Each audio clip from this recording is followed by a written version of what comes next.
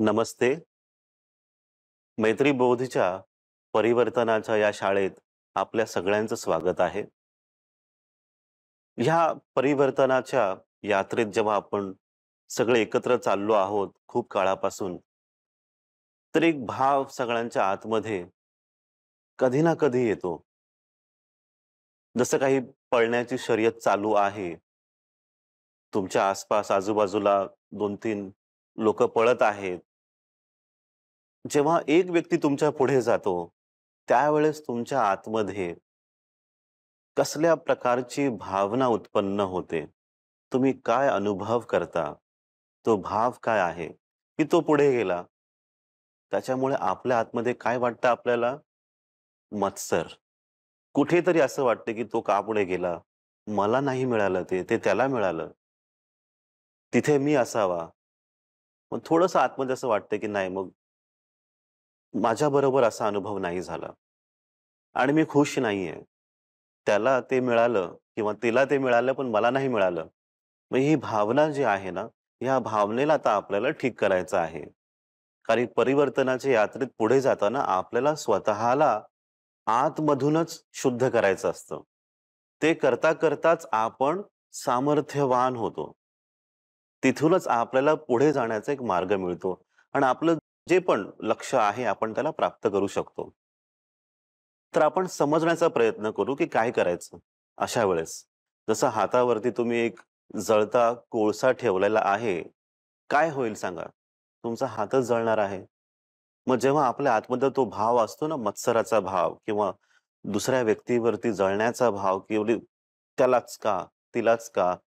तेव्हा तो व्यक्ती त्या व्यक्तीला त्रास होण्यापेक्षा त्याच्या अगोदर आपल्याला स्वतःला त्रास होत असतो. तो भाव आपल्याला तप्त करत असतो आतमधून. तर आपल्याला आज काय करायचं आहे? या भावनेपासून मुक्त व्हायचं आहे. आणि ते कसं होणार तर समजून आजचं सूत्र आपण समजू, की काय अशा वेळेस करायचं जेव्हा आपल्याला दुसऱ्यांना पाहून, त्यांची प्रगती पाहून स्वतःला त्रास होत आहे. मत्सराचा भाव. तर सगळ्यात पहिली गोष्ट म्हणजे ज्याला पण कोणत्याही व्यक्तीला काही पण प्राप्त होत आहे. काही सुद्धा आता प्रगती होत आहे किंवा त्यांचं लक्ष्य त्यांनी प्राप्त केलेलं आहे. अशा वेळेस आपण असं समजून घ्यावं, की त्याला त्याच्या कर्माचं फळ मिळालं. त्याने जे काही केलं, तर त्याच्या कर्मामुळेच त्याला मिळालेलं आहे. तो भोग आहे. कुठेतरी काहीतरी त्या व्यक्तीने केलेलं आहे. असं समजूनच आपल्याला पुढे जायचं असतं, की त्याला मिळालं त्याचं फळ. आता मला माझ्यासाठी काम करायचं आहे. मग त्यांना त्यांच्या कर्मामुळे मिळालेलाच हा त्यांच्या जीवनाचा अनुभव आहे. तर त्याच्यापासूनच आपण सुद्धा आपल्या कर्मांवरतीच फोकस करावं. तिथेच लक्ष केंद्रित करावं, की मी माझे कर्म करीन. त्यांना त्यांच्या कर्मामुळे मिळालं.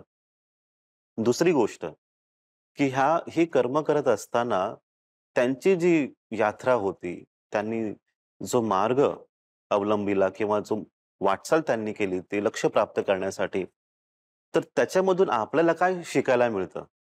की त्यांनी कसं केलं? ते करत असताना काय उत्साह होता? किती तत्पर होते ते? त्यांचा भाव कसा होता? ते पाहून त्याच्यापासून काहीतरी शिकावं, की हो त्यांनी किती अडचणीतून त्या गोष्टी प्राप्त केलेल्या आहेत.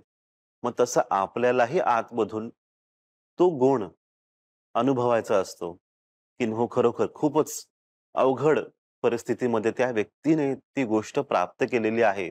मग आपण शिकून घेऊ. असं नाही की त्यांनी जे केलं तेच तुम्हाला करायचं आहे. तुम्हाला ते गुण आत्मसात करायचे आहेत, की कशाप्रकारे त्यांनी ते केलं.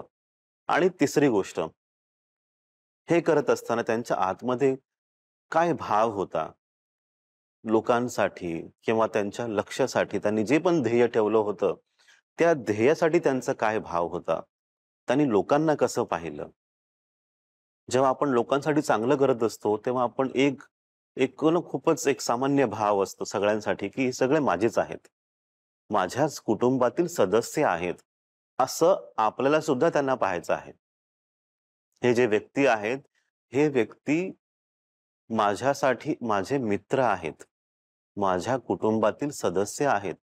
जसं तुमच्या घरामध्ये सुद्धा 4-5 व्यक्ती असतील, तुम्ही मिळून ते घर चालवता. प्रत्येकाचा हातभार लागतो. तसंच ही सृष्टी चालवण्यासाठी प्रत्येकाची मदत लागते. सगळ्यांना सहकार्य करावं लागतं. त्याचप्रमाणे त्या व्यक्तीने काहीतरी केलेलं आहे. ही सृष्टी चालवण्यासाठी. मग त्या व्यक्तीला तुम्ही तुमच्या कुटुंबातील सदस्य म्हणून पहा. त्या व्यक्तीला तुम्ही मित्र म्हणून पहा. तुमच्या आतमध्ये जो पण भाव आहे असा मत्सराचा, तो त्याच क्षणी निघून जातो. मग आजचं सूत्र आपल्याला काय सांगत आहे, हे नीट लक्षात घ्या. आजचं सूत्र आपल्याला सांगत आहे, की मत्सर कर्म घ्या. मत्सर कर्म घ्या. मत्सराचा जेव्हा भाव येतो, तेव्हा आपल्याला काय करायचं बघायचंय? कर्म. सगळ्यात पहिला कर्म. त्यांना त्यांच्या कर्मामुळे मिळालेलं आहे. जे पण त्यांच्या जीवनात अनुभव चाललेला आहे, तो त्यांच्या कर्माचाच फळ आहे. आणि दुसरी गोष्ट घ्या. कर्म घ्या म्हणजे ह्याच्यातून आपल्याला काय शिकून घ्यायचं आहे? काय गुण आहे? कशाप्रकारे ते त्यांची वाटचाल सतत त्यांनी चालू ठेवली. तो गुण आपल्याला आत्मसात करायचा आहे. काहीतरी शिकून घ्यायचं आहे. मत्सर कर्म घ्या, मित्र तो पहा. त्या व्यक्तीला तुम्ही मित्र म्हणून पहा. आपलाच व्यक्ती आहे. तो आपल्यापासून वेगळा नाहीये.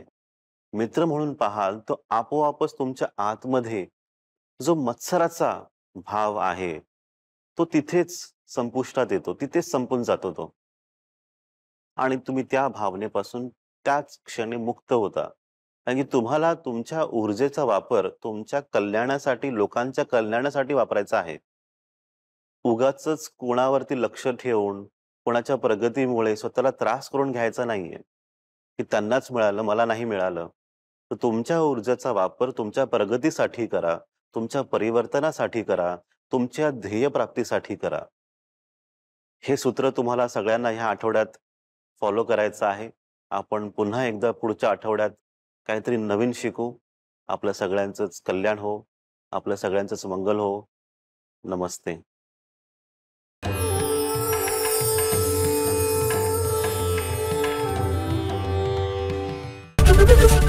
एबीपी माझा, उघडा डोळे बघा नीट.